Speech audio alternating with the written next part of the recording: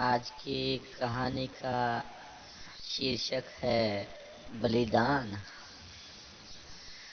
बहुत पुराना जमाना था। एक महान त्यागी युवा ने अपनी घोर साधना के बाद 16 साल की उम्र में भक्ति का एमए पास किया। इनका नाम था उग्र तपस्वी दत्तात्रेय जी महाराज। उस समय अवध में राजा मानधाता राज्य करते थे। वे काली माता के उपासक थे। पुजारी, उपासक और भक्त तीनों ही अलग अलग होते हैं। जैसे पुजारी 10वीं पास हो तो उपासक बीए पास और भक्त एमए पास कहलाता है। ये अलग अलग है। भक्त को महात्मा भी कहते हैं। एक रात सपने में राजा ने काली माता का दर्शन किया। माता ने कहा, बलिदान।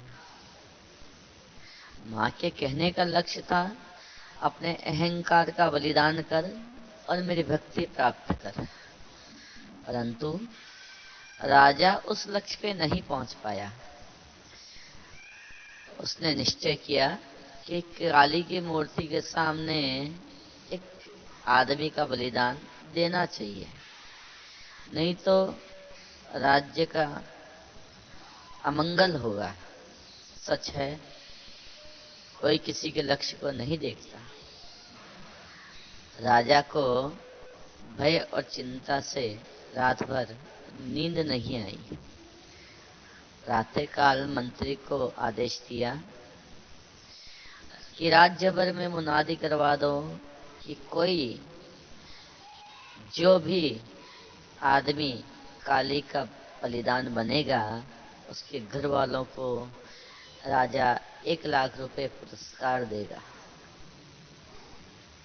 इस पवित्र काम के लिए किसी नवयुवक को अग्रसर होना चाहिए। इस नोटिस को 1 साल हो गया, परंतु कोई नहीं आया। सच है भाई, जान सबको प्यारी होती है।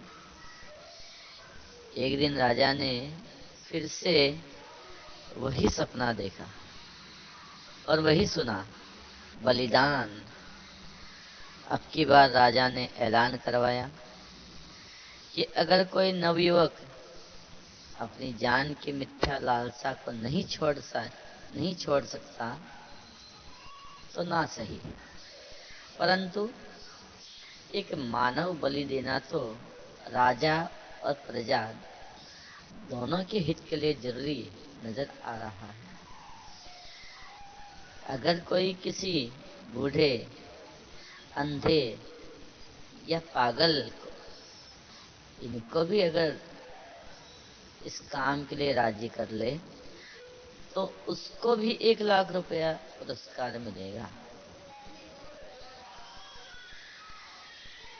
इस दूसरे विज्ञापन को भी 1 साल बीत गया। कई घर वालों ने अपने घर में रह रहे बूढ़ों को कहा, अरे भाई तुम जाओ और माँ का बलिदान बनो। जाते जाते कुछ तो भला करके जाओ। कितने दिन जियोगे? 1 साल, 2 साल, कम से कम नहीं तो 1 लाख रुपए घर वालों को दे करके मरो। परंतु भाई जान सबको प्यारी होती है। मौत सामने हो तो किसी की हिम्मत नहीं होती। एक रात राजा ने फिर से वही सपना देखा और फिर से वही हुक्म सुना। राजा बहुत घबराने लगा। राजा ने निश्चय किया कि अब खुद उसे किसी आदमी की खोज करनी चाहिए। शिकार खेलने के बहाने राजा दिन भर इधर उधर घूमने गया। 7वें दिन एक जंगल में एक आम के वृक्ष के नीचे राजा ने भक्त दत्तात्रेय जी को चुपचाप बैठे देखा। राजा ने सोचा जैसे भी हो इसे ले चलना चाहिए। झूठ बोलूंगा, जालसाजी करूंगा, लेकिन इस लड़के का बलिदान जरूर दूंगा। अब राजा के लिए कौन से सजा कौन से सजा का प्रावधान होता है? राजा झूठ बोले, जालसाजी करे तो उसके लिए कोई सजा नहीं है। राजा ने विचार किया, मालूम होता है ये लड़का किसी बात पर अपने माता पिता से रूठ करके यहाँ आ गया। 50 रुपए की मासिक नौकरी का लालच दूं, ये मेरे महल तक पहुंच जाएगा। सतयुग में कलयुग भी रहता है, कलयुग में सतयुग भी रहता है, चारों में चारों हैं। भक्त के पास राजा ने घोड़ा खड़ा किया और उससे पूछना शुरू किया। राजा ने पूछा, तुम कहाँ रहते हो? भक्त ने कहा, शिव ही सब है। राजा ने फिर पूछा, मैं पूछता हूं तुम किस गांव में रहते हो? भक्त ने कहा, महावीर सा वीर केवल महावीर ही है। राजा ने फिर पूछा, तुम्हारा नाम क्या है? भक्त ने कहा, अंतिम गुरु दो ही हैं, एक कच्चा बाबा, एक सच्चा बाबा। राजा ने कहा, मैं पूछता हूं तुम्हारा नाम क्या है? भक्त ने कहा, जो सत्य होगा वही सुंदर होगा और वही शिव होगा। राजा सोचने लगा, मैं खेत की बात करता हूँ, ये खलिहान की बात सुनता है। मैं पटना की बात करता हूँ तो ये आगरा की बात करता है। वजह क्या है?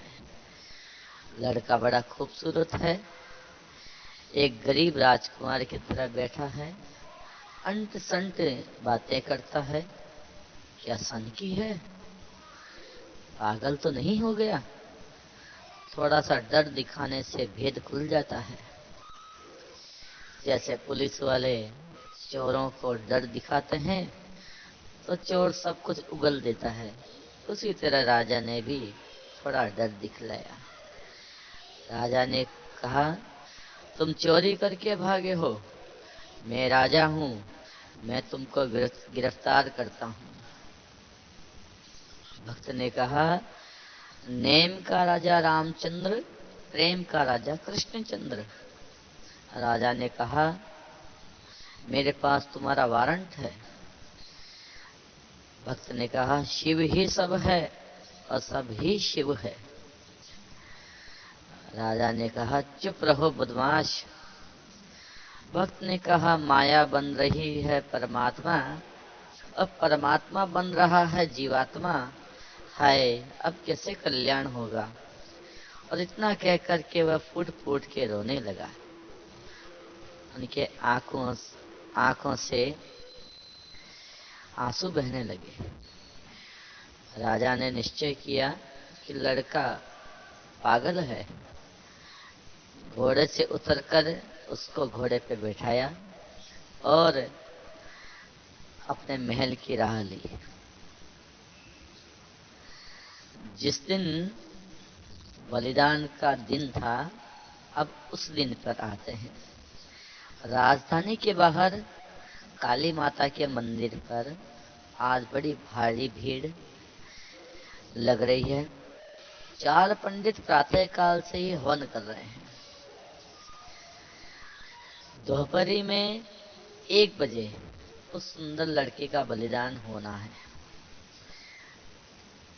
लड़के, लड़कियां, नर, नारी सभी आ रहे हैं। सिपाही सबको गोल चक्कर में बिठा रहे हैं। सिपाही कहते हैं, शोर मत करो, राजा साहब पधारने वाले हैं। और ठीक 12 बजे एक बंद पालकी आई, हाथ में नंगी तलवार लिए राजा साहब उतरे। हाथ पैर बंधा एक लड़का भी उस पालकी से उतारा गया। दोनों आकर हवन के पास काली माता के सामने खड़े हो गए। दोनों ने मां को प्रणाम किया। लोगों ने उन दोनों को देखा। दत्तात्रेय जी को देख करके सब चकित और सम्मोहित हो गए। ब्रह्मा, विष्णु और शंकर तीनों के आशीर्वाद से भक्त जी का जन्म हुआ है। माताएं कहने लगी, अगर मेरा बच्चा होता तो मैं राजा की दाढ़ी में आग लगा देती। हाय, बेचारे की माँ मर गई होगी तभी इसको यहाँ लेके आए हैं। पिताओं ने कहा, अगर मेरा पुत्र होता तो चाहे मेरे तन बदन में कुछ भी हो जाए, लेकिन मैं इसको मरने नहीं देता। मेरे जीते जी इस पर आँच नहीं आने देता। लड़कियों ने कहा, कितना सुंदर है, अगर ये मेरा पति होता तो कितना अच्छा होता। जब पूर्णाहुति की घंटी बजी तब 1 बज गए। राजा ने तीखे स्वर में भक्त जी से पूछा, क्या खाओगे? भक्त ने कहा, अज्ञान को खाऊंगा। राजा ने पूछा, कुछ पियोगे? भक्त ने कहा, द्वैत को पी लूंगा। राजा ने कहा, किसी को देखना है? भक्त ने कहा, सबको देखना है। राजा ने फिर पूछा, किसी से कुछ कहना है? भक्त ने कहा, शिव से कहूंगा कि तू ही सब है। राजा ने कहा, मैं कौन? भक्त ने कहा, सत्यम शिवम सुंदरम। राजा ने कहा, तुम कौन? भक्त ने कहा, सत्यम शिवम सुंदरम। राजा ने कहा तलवार दिखा करके कि यह क्या है? भक्त जी ने कहा, सत्यम शिवम सुंदरम। राजा ने काली की मूर्ति के प्रति इशारा किया और पूछा कि यह कौन है? भक्त जी ने कहा, सत्यम शिवम सुंदरम। राजा ने कहा, तुम्हारा बलिदान दिया जाएगा? भक्त ने कहा, सत्यम शिवम सुंदरम। राजा ने तलवार उठा करके जोर से कहा, जय काली माँ। पब्लिक में हाहाकार मच गया। कोई रोने लगा, कोई भागने लगा, किसी ने आंखें बंद कर ली, कोई चिल्लाने लगा, कोई तो डर के मारे मूर्छित हो गया और कोई राजा को गालियां देने लगा। और यह क्या? राजा और भक्त के बीच में स्वयं काली मां प्रकट हो गई। मारे भय के राजा की तलवार जमीन पे गिर पड़ी। देवी ने कहा, क्यों मूर्ख, क्या करने जा रहा था? राजा ने कहा, मां, आज्ञा का पालन जैसे तैसे हो सका। यही एक पागल लड़का 3 साल की तलाश के बाद मिल पाया। क्षमा करिए मां, आपकी आज्ञा में थोड़ा विलंब हो गया। देवी ने कहा, पागल लड़का? ये पागल लड़का? राजा ने कहा, जी हाँ। देवी ने कहा, कौन है ये पागल? राजा ने कहा, ये लड़का। देवी ने कहा कि ये पागल है तो तू क्या है? राजा ने कहा, मां, ऐसा क्यों कह रही हो? देवी ने कहा, परमात्मा रूपी बादशाह के एक शहजादे हैं ये।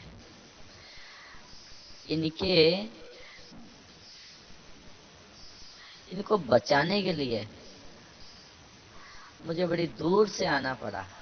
अरे मूर्ख, प्रथम ये बता कि मैंने तुझसे अहंकार का बलिदान चाहा था, या किसी बच्चे को अकारण मार डालने के लिए कहा था? राजा ने कहा, माँ, मैं समझा नहीं, आप क्या कहना चाह रही हैं? देवी कहने लगी, और मारने के लिए वही बिला जिससे स्वयं मौत नहीं मार सकती? राजा ने कहा, माँ, मैं समझा नहीं। देवी ने कहा, जो सबको शिव देखता है, तो किसकी मजाल जो उसके ऊपर हाथ उठा सके? राजा ने कहा, माँ, मैं कुछ समझा नहीं, आप क्या कहना चाहती हैं? देवी ने कहा, यदि मैं ना आती और तू तलवार चला देता तो यह तलवार तेरा ही मस्तक काट डालती। राजा ने कहा, माँ, मैं अब भी नहीं समझा, आप क्या कहना चाहती हैं? देवी ने कहा, राजन, तू नहीं पहचानता कि यही महात्मा दत्तात्रेय जी हैं, जिनको भगवान और जगत गुरु जैसे दो पद प्राप्त हैं। राजा ने फिर कहा, माँ, मैं अब भी नहीं समझा। देवी ने आदेश दिया, इनके चरण कमल पर अपना सिर रख दे राजन। आज से अपना इनको गुरु मानना, इनके उपदेश से जीवन का संचालन करना। राजा भक्त जी के चरण पकड़ करके क्षमा याचना करने लगा, क्षमा कर दीजिए हे क्षमानिदान। देवी माँ काली अंतर्ध्यान हो गई और अमीर को उठाकर फकीर ने छाती से लगा लिया। पहले तो प्रजा में दुख के आंसू बह रहे थे, लेकिन अब वही प्रजा सुख के आंसू बहाने लगी। सत्य है, सतगुरु के बिना जीवन में अंधकार दूर नहीं हो सकता। जिसका गुरु नहीं, उसका जीवन शुरू नहीं। अतः अगर जीवन में गुरु नहीं बनाया है, तो सबसे निवेदन है, एक योग्य गुरु की तलाश करें और पहले गुरु बनाएं और उनसे दीक्षा लें। बहुत बहुत धन्यवाद। जय श्री कृष्ण।